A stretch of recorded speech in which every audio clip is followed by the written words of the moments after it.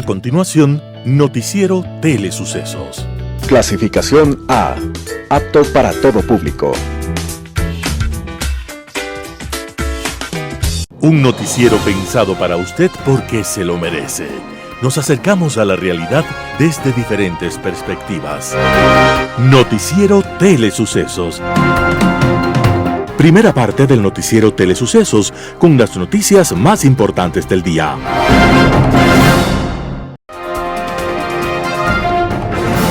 Un día como hoy. De don José Gervasio Artigas, padre de la patria uruguaya, un poeta dijo: La voz de Artigas alumbra en la oscuridad y hasta las piedras saben a dónde va. Y en las noches, de fogón en fogón, se escucha su voz. Si la patria me llama, aquí estoy yo. De niño, los padres de Artigas querían que vistiera la sotana, pero su espíritu impetuoso estaba hecho para otros ideales. Artigas era ardiente y nada más ajeno que una existencia inactiva. Así que abandonó el colegio y su juventud fue un constante contacto con la naturaleza bravía. Artigas supo del ganado y del monte, de la vida ruda y libre, y mantuvo una estrecha relación con los indígenas charrúas. Cuando se desató la lucha de independencia, Artigas fue al frente, apoyado por los nativos, y los españoles supieron la derrota. Artigas lideró un movimiento que buscaba la independencia total, la repartición de tierras, la libertad civil y religiosa. Pero aquellas ideas eran demasiado para un país de terratenientes y de otros sectores conservadores. Al final, la lucha militar se decidió en contra de Artigas, que enfrentó a los españoles y portugueses, y también al poder centralista de Buenos Aires, que quería convertir al actual Uruguay en una provincia más bajo su mando. Derrotado, marchó al Paraguay, donde el gobierno le dio un rancho, tierras y una pensión de 32 pesos. Artigas lo repartió todo entre los pobres y nunca volvió a su patria. Don José Gervasio Artigas, el amigo de los indios charrúas y de la repartición de tierras, de la libertad de pensamiento, estaba naciendo un día como hoy, 19 de junio de 1764. Y todavía resuena aquella frase suya: quiero que los que hasta hoy han sido los más infelices sean los más privilegiados en esta patria nueva. Las principales noticias del día. Titulares. Estas son las fechas en que empezarán a regir los diferentes puntos de la reforma tributaria. Juez dicta sobreseimiento y revoca medidas cautelares para 18 investigados por peculado en el caso Druff. Solución definitiva en la Avenida de los Conquistadores tomará varios meses de trabajo. En política internacional, garantías profesionales. Los editoriales serán de Martín Pallares, quien pide recomendación a un autócrata. Santiago Basabe, ¿hasta cuándo esperamos las decisiones de la Corte Constitucional? Noticias del día. Estas son las fechas en las que empezarán a regir los diferentes puntos de la reforma tributaria.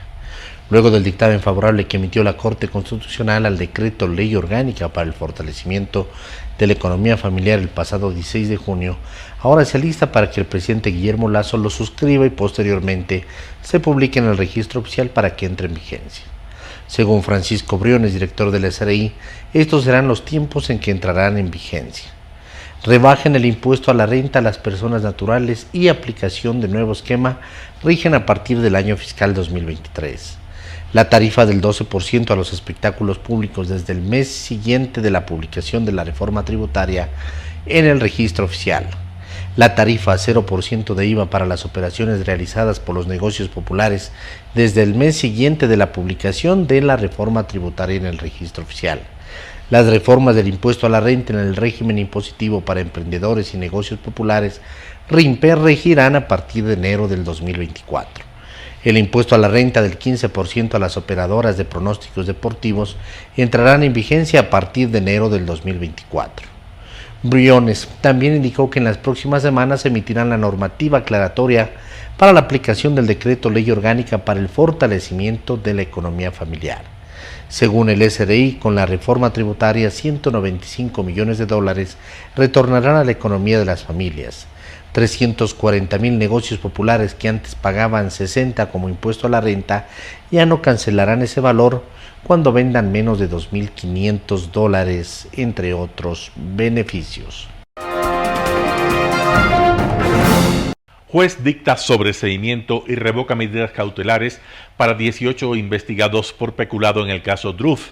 Las 18 personas investigadas por la Fiscalía General del Estado por el presunto delito de peculado en la compra de 7 helicópteros DRUF durante el gobierno de Rafael Correa no serán llamadas a juicio. La tarde de este lunes 19 de junio, el juez de la Corte Nacional de Justicia, Luis Rivera, dictó acto de sobreseimiento para todos los sospechosos y dispuso que se revoquen las medidas cautelares de protección en su contra. Rivera determinó que los hechos en torno a la adquisición de las naves no constituyen delito y no se puede dar paso a la etapa de juicio, puesto que no ha llegado a subsumir la conducta penal que prevé el tipo de las actuaciones de ninguno de los procesados, que la Fiscalía no presentó suficientes elementos de convicción que sustenten la acusación.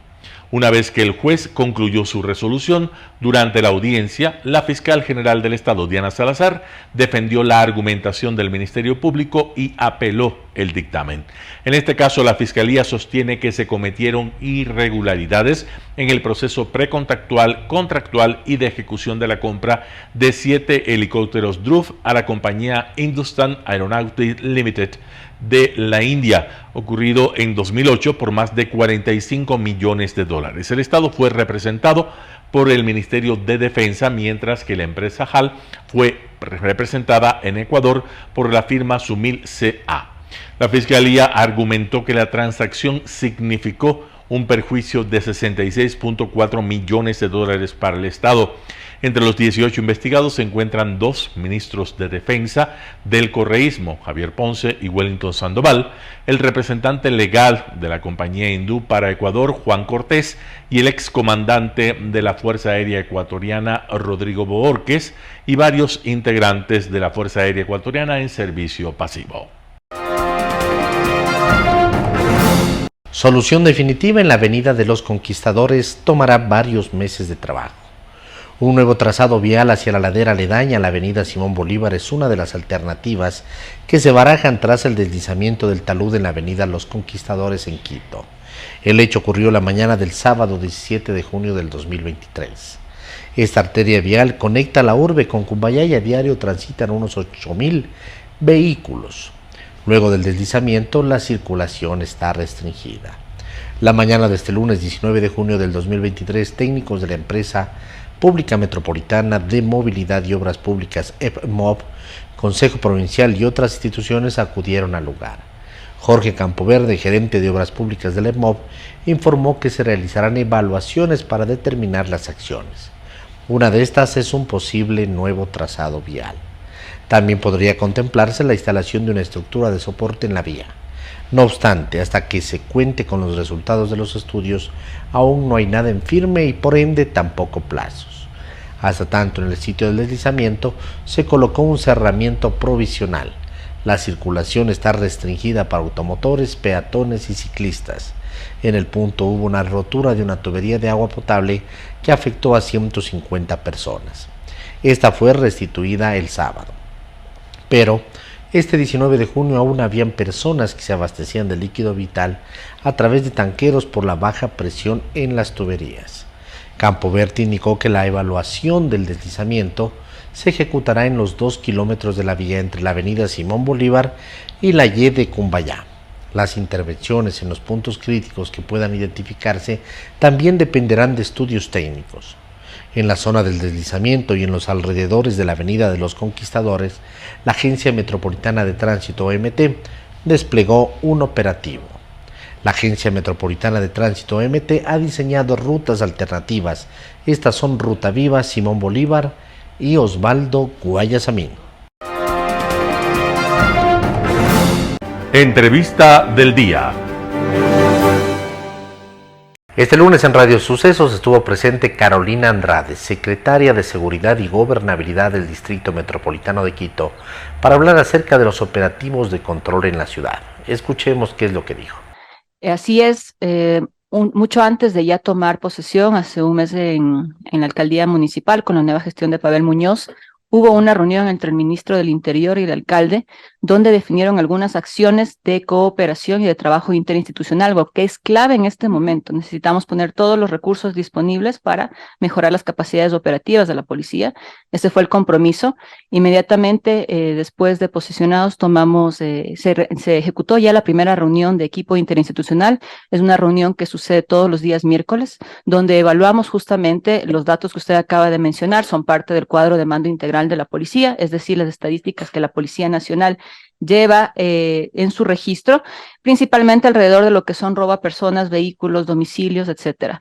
Y en esa misma reunión se tomó la decisión de apoyar a la policía del eje preventivo, la policía comunitaria, con el mantenimiento correctivo y preventivo de 45 UPCs bajo priorización del general Víctor Herrera, el comandante del Distrito Metropolitano de la Policía. Eso es lo que hemos venido trabajando en la inspección de estas UPCs, las necesidades, levantando las necesidades. Son UPCs que lamentablemente se encuentran en un estado de situación deplorable, no son espacios de trabajo digno para los policías. De igual forma, en esta reunión previa a asumir la administración municipal, el ministro del Interior con el señor alcalde Pavel Muñoz informaron que se iba a incorporar 1,126 nuevos policías al servicio de la ciudad, es decir, estos 1,126 policías que se incorporarán este próximo jueves 22 de junio. Nosotros a la par estamos firmando un convenio específico con la Policía Nacional para dar mantenimiento a estas UPCs, para que tengan espacios de trabajo digno. Este es el punto de inicio para fortalecer las capacidades operativas de la policía que está dando sus servicios a la ciudad aquí en Quito. Bueno, importantes noticias, amigos. Conversamos con Carolina Andrade, secretaria de Seguridad y Gobernabilidad del Distrito Metropolitano de Quito. Y bueno, justamente hace un mes se anunciaba la incorporación de más de 1,000 policías para la capital. También se anunciaban de estos acuerdos entre el alcalde y el ministro del Interior para combatir la inseguridad en la capital y la asignación además de una tasa de seguridad del Cabildo para apoyar estas tareas. ¿Cómo están justamente estas tareas, Carolina? Bueno, justamente la tasa de seguridad es la contribución que todos los quiteños y quiteños hacemos a la seguridad de Quito. Este año tenemos calculado, hay un arrastre de cerca de 8 millones del año 2022. Este año estaba codificada una recaudación de 7 millones, es decir, que básicamente tendríamos 15 millones, de los cuales 6.400.000 ya están planificados que se realice su ejecución.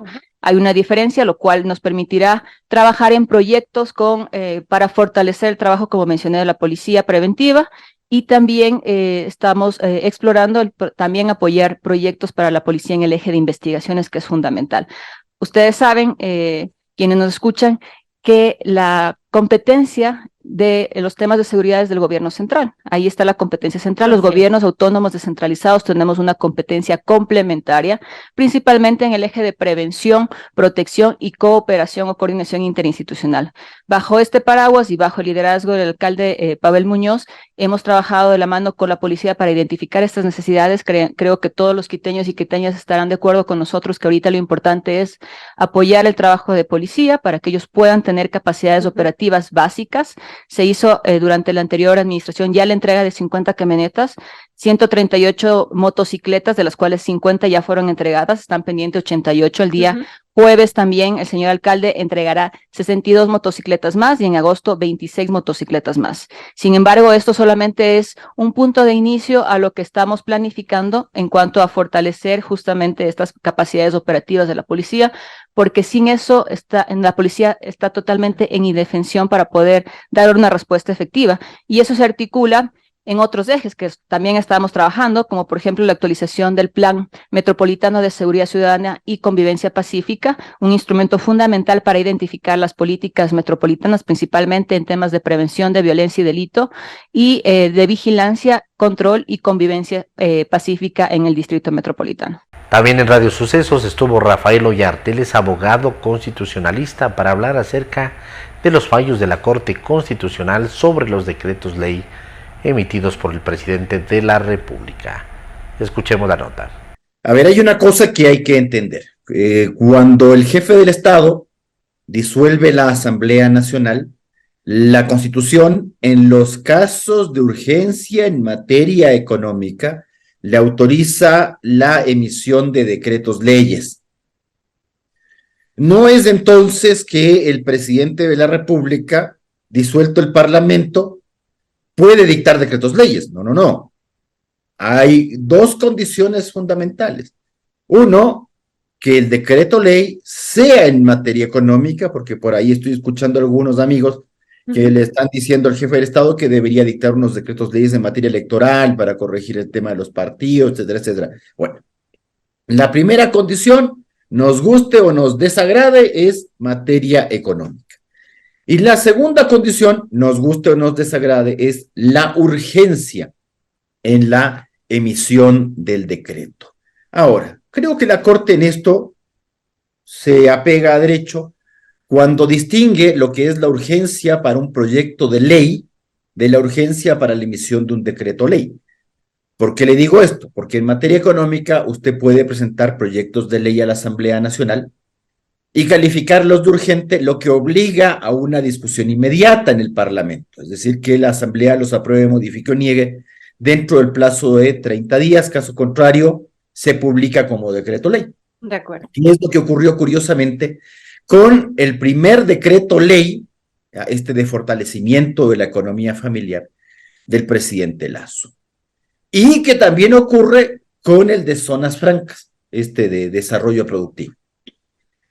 Ahora, le he escuchado a algunos amigos economistas decir varias cosas bastante raras. Yo no me voy a meter a hablar de economía. Diciendo de que la Corte se ha sobrepasado en sus competencias.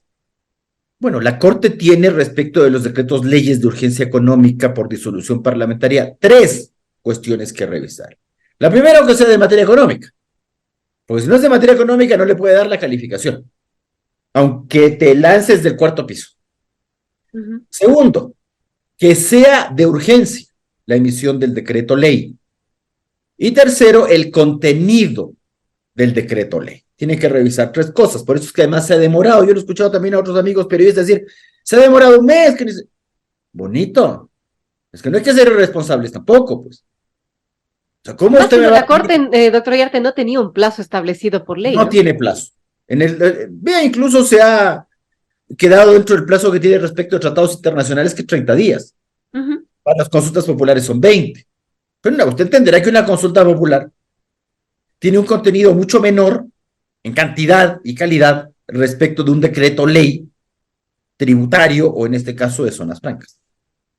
Una cosa es decir, a ver, esta consulta popular que usted me está proponiendo está dentro del marco de la Constitución y para eso tengo 20 días. Y otra cosa es que te lances un mamarracho de proyecto de decreto ley de un montón de artículos y tienes que revisar uno por uno. Esa es la Constitución mal hecha que tenemos, la que le gustó al señor Lasso, esa Constitución mal hecha. Entonces, y de la cual se está quejando ahora, porque no la ha conocido. Entonces, doña Verónica, aquí ocurre que la Corte tenía que ver si el famoso decreto ley, en primer lugar, claro, en ambos casos dice sí es materia económica, sí, es materia económica, pero en el uno dice, cuidado, el de zonas francas, que le veo ahí a algunos amigos de economistas. Yo comparto el tema de la existencia de zonas francas. A mí no me gustó que el Código Orgánico Monetario y Financiero derogue la ley de zonas francas. Creo que las zonas francas son necesarias. Ahora, una cosa es eso y otra cosa es que te saltes la Constitución para aprovecharte el pánico y meter esto a través de un decreto ley. En Quito TV, Diana Cruz, concejala del Distrito Metropolitano de Quito y presidenta de la Comisión de Ambiente, estuvo para hablar acerca de proyectos y ordenanzas a ser impulsados por la comisión que ella preside. Escuchemos lo que dijo. Tenemos el día de hoy la presencia de Diana Cruz. Ella es concejal del Distrito Metropolitano de Quito. Ella preside lo que es la Comisión de Ambiente, es parte también de la Comisión de Presupuesto, de la de Movilidad, de la de Salud, además, y nos va a acompañar para informarnos qué es lo que se viene haciendo desde la Comisión de Salud y también, por supuesto, desde el Consejo del Distrito Metropolitano. Diana, bienvenida. ¿Cómo está? ¿Cómo ha pasado? Hola, ¿qué tal, David? Muchas gracias a quienes nos sintonizan por Telesucesos. Bueno, estamos aquí. Para nosotros siempre es un gusto a la orden. Poder rendir cuentas a la ciudadanía y estar en este espacio sobre todo. Muchísimas gracias, David. Bueno, desde el 14 de mayo asumió funciones, al igual que el resto de concejales, de todo lo que conforman este nuevo Consejo del Distrito Metropolitano de Quito. ¿Con qué se ha encontrado de manera general en su despacho como concejal y también dentro de lo que es la Comisión de Ambientes? ¿Qué es lo primero que le llamó la atención? Seguramente habrá un montón de trámites archivados en proceso, otros que ni siquiera han iniciado. ¿Con qué se han encontrado? Bueno, primero decirte que este primer mes que hemos cumplido tanto el alcalde como nosotros los concejales, ha sido un mes bastante gratificante, hemos hecho bastante, hemos avanzado bastante, y una de las cosas en las que hemos avanzado, para mi parecer obviamente, es el tema de que los concejales hemos dejado de integrar las empresas públicas, los directorios de las empresas públicas. Esto es buenísimo porque le permite exactamente al ejecutivo realizar las obras. A veces nosotros podíamos entorpecer un poco, entrar en este tema de ser juez y parte a la vez. Entonces que no existe una verdadera fiscalización además, ¿no? Claro, no había una verdadera fiscalización. Entonces, lo mejor que pudimos haber hecho es ese primer paso que fue salir de eso. Ahora comentarte que hemos identificado en el Consejo que lamentablemente no hay un proceso parlamentario que permita, por ejemplo, aquellos proyectos de ordenanza que están ahí en las comisiones archivar. Y tampoco hay una norma que te permita unificar las leyes. Es como que, por ejemplo, tuviéramos el código penal, pero tuviéramos, por ejemplo, muerte por feminicidio, muerte por acciones violentas, así, o sea, todo separado, no hay una norma que te permita, y en eso precisamente está trabajando ya la Comisión de Codificación y algunas otras propuestas que se están trabajando al interno del Consejo para que tener estas normas que nos permiten. Y bueno, ya un poco más detenido, lo que yo he podido observar es que en el caso de la Comisión de Ambiente, por ejemplo, es que tuvimos bastante desorden. En general el municipio está bastante desorganizado. Hay que poner la casa en orden primerito. Hay que poner la casa en orden, es bastante complejo. Lamentablemente no hay como que archivo, no hay archivo físico, no hay archivo digital, como te comentaba en el caso de la Comisión de Ambiente. Pero eso es grave. Es grave, muy, muy grave, porque no hay papeles, no hay documentos que sustenten. De hecho, la sesión anterior que tuvimos el día lunes, yo había solicitado por Secretaría General que nos ayuden con los informes de los dictámenes favorables, por ejemplo, de las ordenanzas que están para segundo debate y que las que están para primer debate, porque obviamente nosotros necesitamos conocer, necesitamos analizar lo que han puesto, porque obviamente responden a otras realidades, como bien hablábamos en el trayecto. Lo que es hoy ya no es igual mañana. Por Entonces supuesto. Imagínate, hace tanto tiempo que salieron algunas ordenanzas que podrían unificarse en un solo cuerpo. Entonces eso ¿Esto es de la hacer. administración anterior o de varias administraciones atrás? Sí, sabes que son de varias administraciones. O sea, tenemos proyectos de ordenanza desde el año 2017, 2016. Entonces son proyectos que se han quedado ahí, pero no tenemos la figura de archivar. Entonces no se pueden archivar esos proyectos y siguen en la comisión. Y algunos han sido y han pasado a segundo debate. Sí, han pasado en segundo debate, tenemos 3 en segundo debate, de los cuales yo considero que los más importantes es la ordenanza verde y azul y la ordenanza de gestión integral del fuego, que también me parece muy buena, pero como te comento, si ya la norma en la que están trabajando los colegas de la Comisión de Codificación pueden cambiar la normativa para que nosotros podamos unificar, podríamos hacer un solo cuerpo grande que nos dé ese margen, ese paraguas para poder gestionar las diferentes etapas que tiene el tema de la recuperación, el tema del tratamiento, de los diferentes ecosistemas. Correcto. Vamos precisamente a eso, a la Comisión de Ambiente.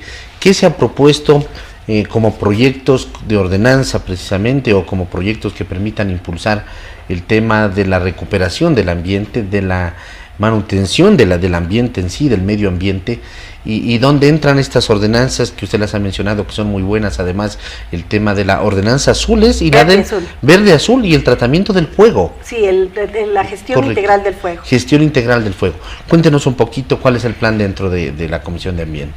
Claro que sí. A ver, como le comentaba, hemos pedido en esta última reunión que nos ayuden con los informes, porque hay un informe favorable para que haya subido al debate, al primer debate, y luego el informe favorable de esta para segundo debate. Es decir, ya fue en primer debate aprobado. Así es, ahora está para segundo debate. Sin embargo, en el caso mío, por ejemplo, no puedo ir a defender o ir tal vez a dar observaciones de algo que todavía no conozco a ciencia cierta. Entonces, lo que se ha solicitado es que nos ayuden con los informes, con las reuniones, con las hojas de trabajo que se ha venido manteniendo para llegar hasta este segundo dictamen favorable, para la ordenanza, en este caso la verde azul, que en realidad me parece que es una gran ordenanza, es una ordenanza bastante amplia que nos permite ir por los dos frentes, la infraestructura verde, que es toda este ecosistema de bosques, todo lo verde, no tanto natural como lo seminatural, porque recuerden que como hemos invadido todo, entonces tenemos mucho cemento y lo que tenemos que hacer es precisamente interconectarnos nuevamente con los bosques, con los parques. Entonces esa es la parte de la infraestructura verde, y ahora tenemos la infraestructura azul, que precisamente es la de las quebradas, de los ríos, de los lagos, que Quito tiene tanto natural, así también como habrá que crear unos nuevos para poder nosotros tener ese manejo y poder filtrar el agua lluvia. Tenemos un montón de problemas, vamos a tener un verano bastante seco, y también se viene el fenómeno del Niño, así que tenemos que entrar en tratamiento inmediatamente. El alcalde ha dicho que esta es una de sus prioridades, así que estamos para trabajar. Sin embargo, tenemos que analizar, también tenemos que abrir el debate. Lo más probable es que esta ordenanza regrese a la comisión, y en la comisión la estudiemos a fondo y vayamos incorporando nuevas temáticas que nos han hablado diferentes sectores de la organización civil, y también obviamente gestores ambientales, ¿no? Por ejemplo, el día jueves estuve en la quebrada Oasis. ¿Y dónde está esta quebrada Oasis? Está en San Antonio de Pichincha. Ah, ya. Sí, en San Antonio de Pichincha estuvimos con el colectivo Cuidando Quebradas. La realidad es realmente alarmante. Tenemos ya socavones que se han hecho por la erosión del suelo y por que no hemos tenido el tratamiento ni la recuperación de las quebradas. O sea, sí es en realidad una problemática. Ha habido algunas casas que de hecho ya se han deslizado, o sea, la ladera se ha deslizado y las casas ya se han caído. Entonces esta población está viviendo inminentemente en una zona de riesgos, entonces hay que trabajar enseguida. Nos hemos contactado con ellos, con algunas otras iniciativas ambientales, porque lo que queremos hacer es que esta ordenanza verde azul nos permita viabilizar todos estos proyectos que salen desde la Secretaría de Ambiente, y que también salen de las iniciativas de los colectivos tanto civiles como ambientales. Un panorama de noticias para su estatura intelectual.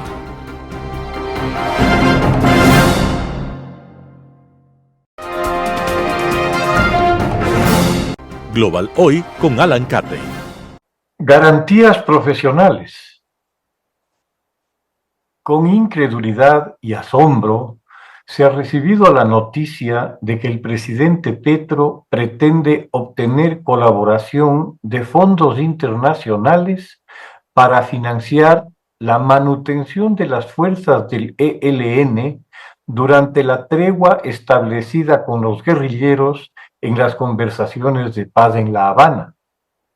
Esta ayuda serviría para lograr que los insurgentes durante la tregua tengan la amabilidad de detener su sistemático plan de secuestros, vacunas y extorsión contra la población civil, actividad que es su modus vivendi habitual, campo en el que han logrado un alto grado de eficacia y presumiblemente importantes ingresos por la aplicación del terror como instrumento de intimidación. Ese nivel de especialización, aparentemente, es un mérito suficiente como para que Petro trate de garantizar a estos especialistas una especie de semestre sabático, pagándoles desde el Estado para que no secuestren o extorsionen a la población. Entramos a un espacio donde ya ni siquiera el realismo mágico de García Márquez alcanza para expresar el grado del absurdo al que se ha llegado. Que el Estado se preste a un sainete semejante, sin acordar como es elemental en cualquier proceso que tenga algún equilibrio, que una tregua que se plantea para detener un conflicto cuyas más sufridas víctimas son los civiles atrapados entre el fuego cruzado entre guerrilleros y militares y policías, obligados encima a ser quienes financien por rescates o vacunas a sus verdugos, principalmente deberá detener los delitos contra la ciudadanía y garantizar la seguridad de la gente. Entre el año 2000 y el presente, el ELN ha secuestrado a cerca de 10.000 personas y todavía mantiene cautivos a secuestrados del año 2002, un encierro de 20 años, arrebatados a unas víctimas de un proyecto desquiciado. El que no se acuerde el cese inmediato de tales crímenes, según declara expresamente el más importante negociador del ELN, Pablo Beltrán, al decir que no se suspenderán ni unos ni otros, y pese a ello se lo firme, es una clara señal de la desesperación del régimen por poder mostrar un resultado positivo en su tan venido a menos proyecto bandera, el de la paz total, que de a poco se ha ido deshilachando en el camino. Firmar un acuerdo de claudicación y rendición como el que se ha firmado no parecería ser motivo para el júbilo de nadie que no sea el ELN. Tampoco creo que se pueda hablar de que hubo una negociación. El ELN impuso condiciones a un régimen que venía cojo por la serie de escándalos y fracasos sufridos en todos los frentes, desde las indelicadezas, por no ser más claros, de las retenciones de los aportes de campaña hechos a su propio favor por el hijo del presidente Petro, hasta el culebrón de su hombre de confianza y operador político clave, Benedetti, con la mano derecha del presidente Petro, Laura Sarabia, su poderosa jefe de gabinete, culminada con la salida de ambos, con acusaciones vergonzosas acerca del origen turbio del financiamiento de parte de la campaña presidencial que habría sido provista por el narcotráfico. Si a esto se suma la ruptura producida por el propio presidente Petro de la alianza parlamentaria que fue clave para la implementación de reformas de gran trascendencia como la tributaria, que le dio al régimen un muy significativo oxígeno de cara a un ambicioso programa de política social, el resultado era esperable, expresado en la importante caída de aceptación de la gestión presidencial, situada ya en el 30%. Es en estas condiciones en que se llega a La Habana para enfrentar una negociación en que la parte contraria juega con seguridad ante las evidentes penurias y debilidades que el gobierno expone. Solo eso explica una tan franca claudicación del régimen, pues la otra alternativa implicaría hasta complicidad. Dejando de lado el escenario colombiano, el que se procesará internamente a su tiempo, ojalá en un clima democrático, la postura del gobierno colombiano sienta un precedente realmente pavoroso, y es, en cierta manera, el reconocimiento de una institucionalidad estatal rebasada por el crimen organizado.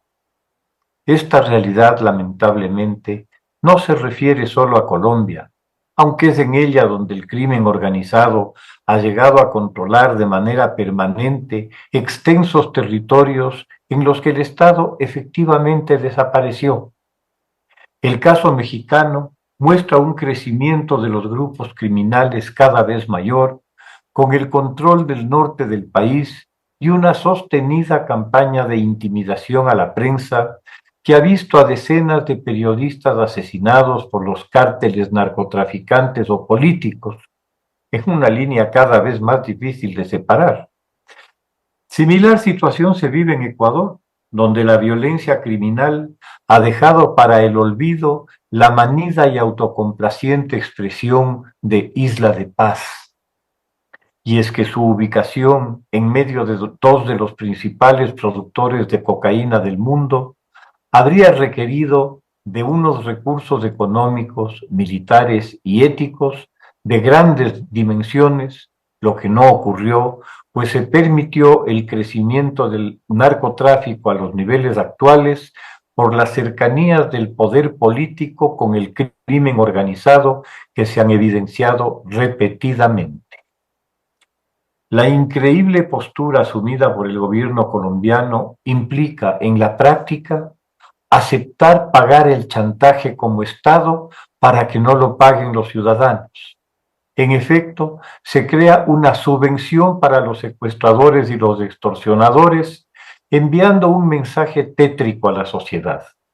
¿De qué sirve observar las leyes y vivir bajo una normativa que muchas veces genera limitaciones y dificultades si de pronto quienes optaron por saltarse la ley porque se proclaman revolucionarios, luchadores populares o cualquier zarandaja similar, o en fin de cuentas, porque ven más fácil ganarse la vida como vampiros sociales, robando a quienes confían en un Estado que traiciona el deber de protegerlos, resultan ser los amplios beneficiarios de esa traición estatal que, a más de exonerarlos de sus delitos atroces, pretende pagarles un subsidio de desempleo.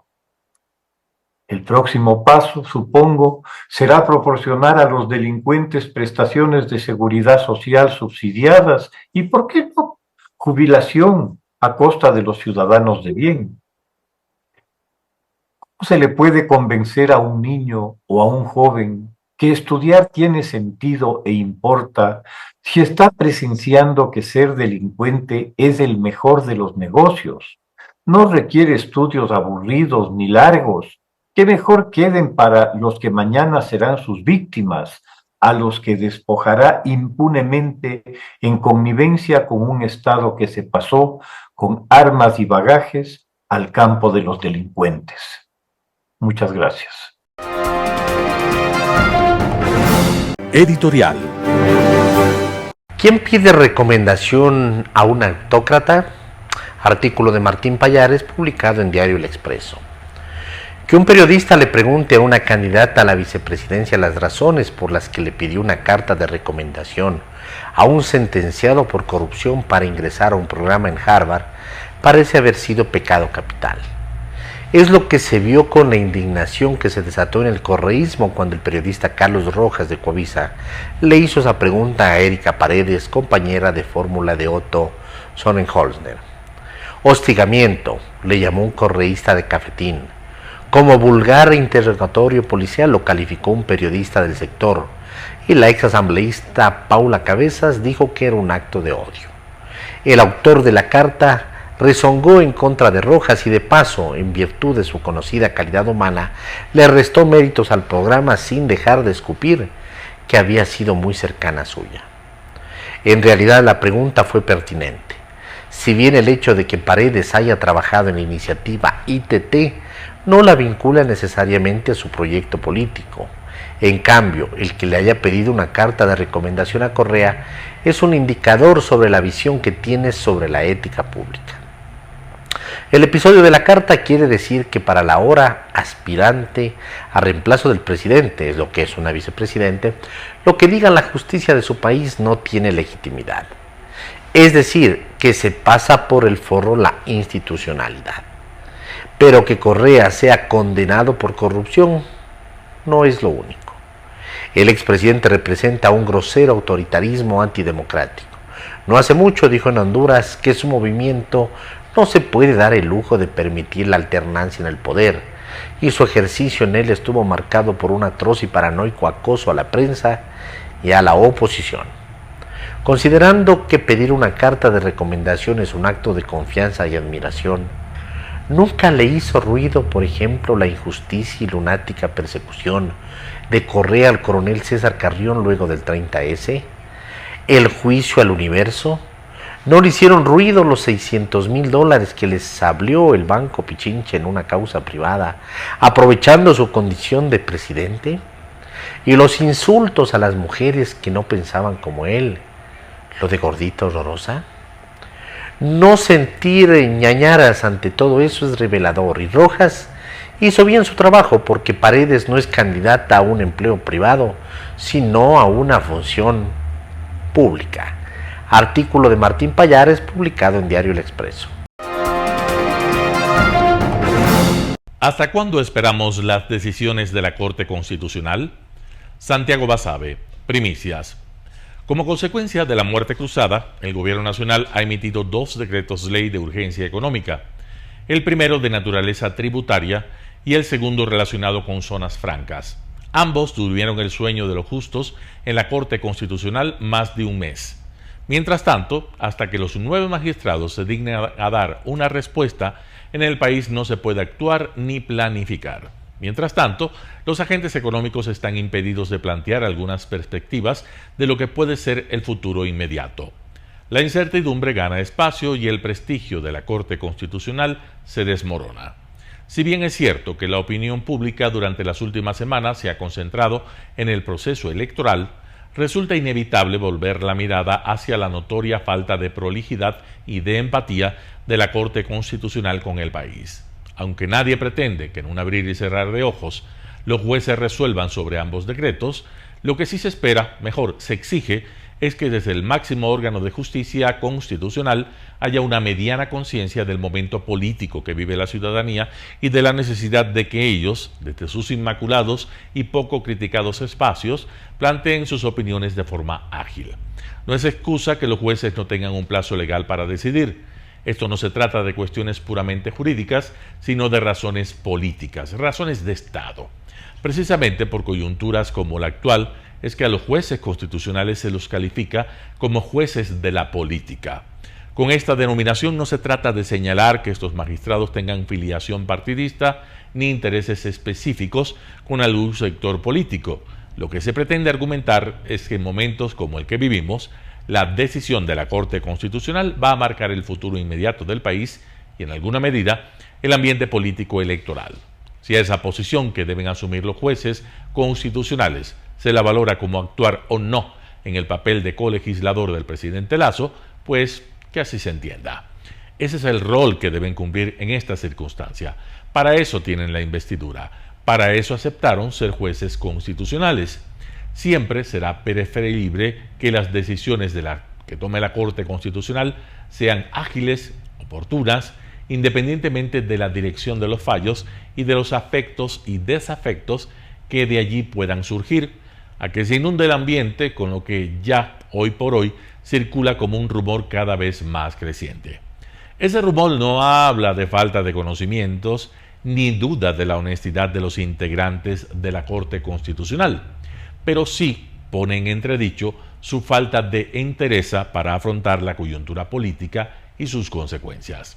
En ocasiones como esta, vale la pena traer a colación aquella expresión que señala, aún peor que un juez corrupto, es un juez pusilánime.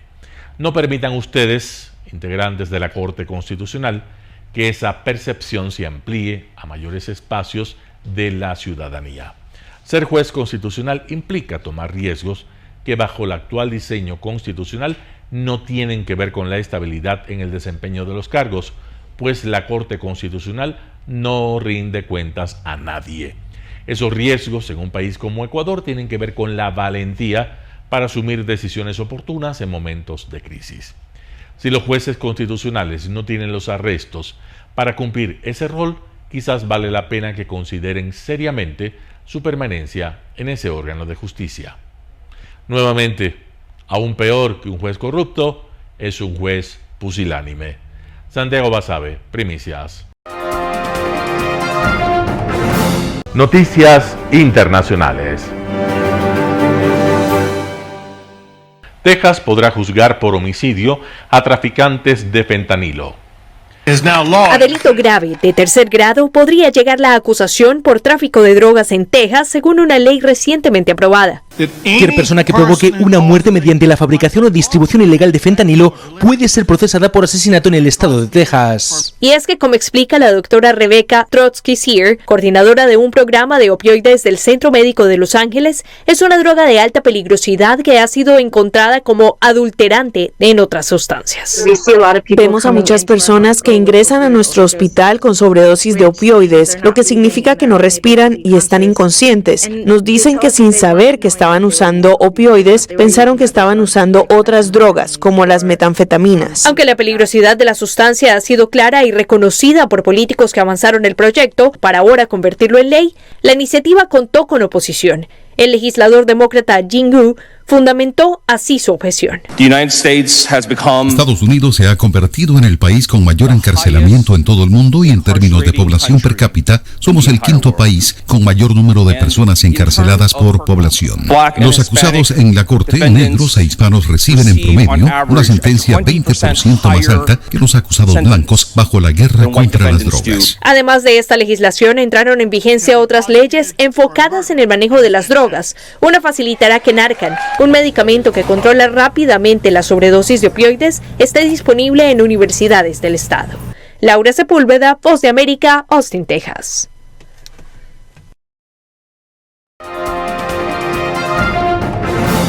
Reunión entre Xi Jinping y Antony Blinken en Pekín para reparar las relaciones entre China y Estados Unidos.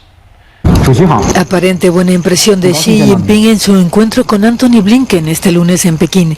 Según el presidente chino, ambas partes han hecho progresos y han llegado a un terreno común en algunos aspectos concretos, lo que considera algo bueno. Las interacciones entre estados, ha subrayado, deben estar siempre basadas en el respeto y la sinceridad mutuas. Esta reunión no estaba en la agenda oficial del secretario de Estado estadounidense y fue confirmada solo una hora antes de su celebración.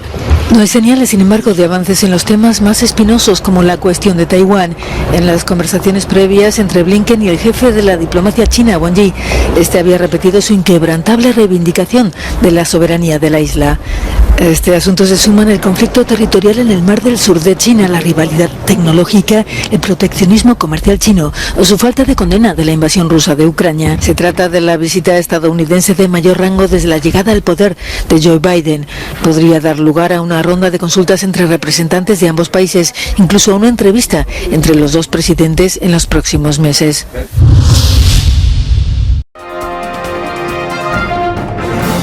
En Ucrania, Kiev anuncia haber recuperado otra localidad en el frente sur. Ha sido una larga noche en Jersón, una de las zonas más devastadas por la guerra en Ucrania. Los bombardeos rusos han destruido una docena de autobuses y una excavadora de los servicios de rescate. Servicios que están desbordados tras el derrumbe de la presa de Kajovka el pasado 6 de junio. Decenas de pueblos están inundados y miles de personas necesitan ayuda a diario. Pero recibir agua y alimentos no es la única de sus preocupaciones. La gran ola que inundó todo tras la rotura de la presa no llegó sola. Ну, все равно. Говорят, что в траве мины приносит. Страшно туда ходить. Там тоже есть помпа, где качать вода. Ну, страшно туда ходить. La ONU ha acusado a Rusia de bloquear el acceso a las zonas bajo su control afectadas por las inundaciones. Mientras tanto, la contraofensiva continúa. Ucrania asegura haber recuperado 113 kilómetros cuadrados de territorio y 8 localidades, la última, Piatihavsky. Rusia ha informado de 7 heridos en bombardeos ucranianos en la región rusa de Belgorod.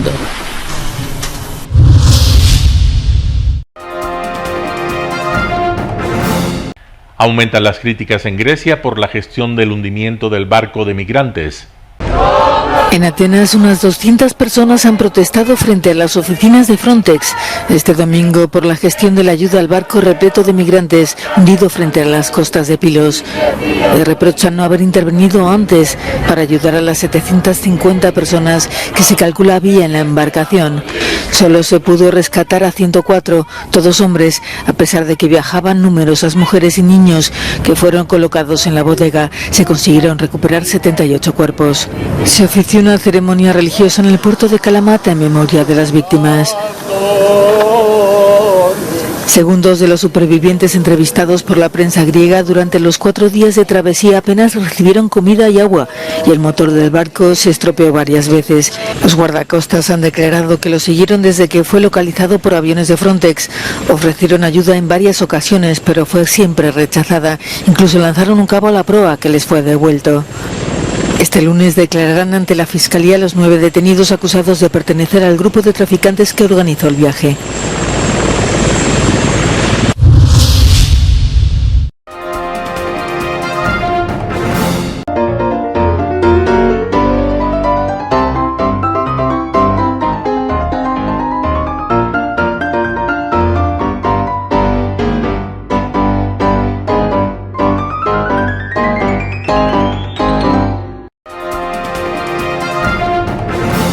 Telesucesos Sports. Deportes, deportes, deportes. Todas las tardes, 4 horas de lunes a miércoles, de 14 a 17 horas. Los jueves y viernes, 6 horas, de 12 a 20 horas. Desde Arena Telesucesos. Transmisiones en vivo, siempre Ecuavoley. Y luego, deportes para recordar. Todas las tardes, deportes en Telesucesos Sports. Bajo la dirección del arquitecto David López. La visión objetiva de quien vive el deporte. Sucesos deportivos, visión de un equipo de opinión joven de comunicadores. Telesucesos, llegamos con nuestra señal a los sectores populares de nuestra ciudad. Quienes no tienen televisión por suscripción atenderán nuestra señal sin costo en Canal 29 UHF Telesucesos. Siempre ecuatorianos, resaltamos nuestra identidad. El básquet, esgrima, tenis de mesa, taekwondo, box y muchos deportes más en Telesucesos Sport, sin costo desde la comodidad de su hogar en Telesucesos Canal 29. Arena Telesucesos es una importante y funcional edificación cubierta dispuesta para la práctica y desarrollo de eventos del Ecuavoley. La transmisión de Telesucesos se podrá sintonizar además a través de Claro TV Canal 43, TV Cable Canal 73 y en redes sociales Facebook Live Telesucesos Quito y YouTube Telesucesos HD. Simple y gratuito. Llama a nuestros números de contacto 2021-224 o al 0989-973-725 y regístrate como invitado especial para nuestros eventos en vivo. Emoción sin límites los días jueves y viernes desde la comodidad de su hogar. Anuncie en Telesucesos Sport y llegue con nosotros a lo más importante del deporte popular. Resaltamos nuestra identidad como ecuatorianos iniciando transmisiones en Telesucesos del Ecuavoley, que representa, luego del fútbol, el deporte más popular de nuestro país y el que practican los ecuatorianos residentes en muchos países del mundo.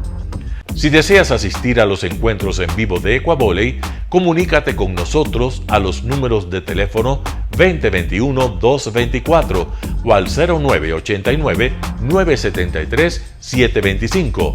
Ven con tu familia y amigos a vivir la emoción del Ecuavoley. Nuestra señal será transmitida en directo por televisión abierta en la ciudad de Quito y a través de las redes sociales a todo el país, así que llegará a Estados Unidos, España e Italia, creando a través del Ecuavoley un nexo fraterno entre ecuatorianos y entre los inmigrantes de nuestro país. Telesucesos, con sus transmisiones, jerarquizará esta práctica deportiva, convocando importantes competencias de Ecuavoley dentro y fuera del Ecuador. Llegando con deportes no atendidos por los medios de comunicación que han concentrado su acción en el fútbol. El tenis, box, golf, racquetball llegarán a su pantalla de televisión en tiempo real a través de Canal 29 UHF, competencias que podrán ser atendidas a través de Facebook, YouTube y vivir los encuentros deportivos en directo y en tiempo real. Esté atento a nuestros horarios especiales de transmisión los fines de semana y feriados. Usted y su familia disfrutarán desde la comodidad de su hogar de las emociones del Ecuavoley, deporte tan nuestro. Somos inéditos y para ello disponemos de un escenario cubierto propio, Arena Telesucesos, desde donde transmitimos nuestros encuentros masculinos y femeninos de este deporte. Arena Telesucesos, el escenario cubierto para la práctica del deporte 100% ecuatoriano, el Ecuavoley. Telesucesos es un canal de televisión que incorpora a su programación manifestaciones culturales y deportivas que marcan la identidad de nuestro país. Telesucesos, el canal de televisión siempre inédito. El noticiero Telesucesos es retransmitido de lunes a viernes a las 7 horas por Radio Planeta Sur 106.1 FM de la ciudad de Loja. Noticiero Telesucesos.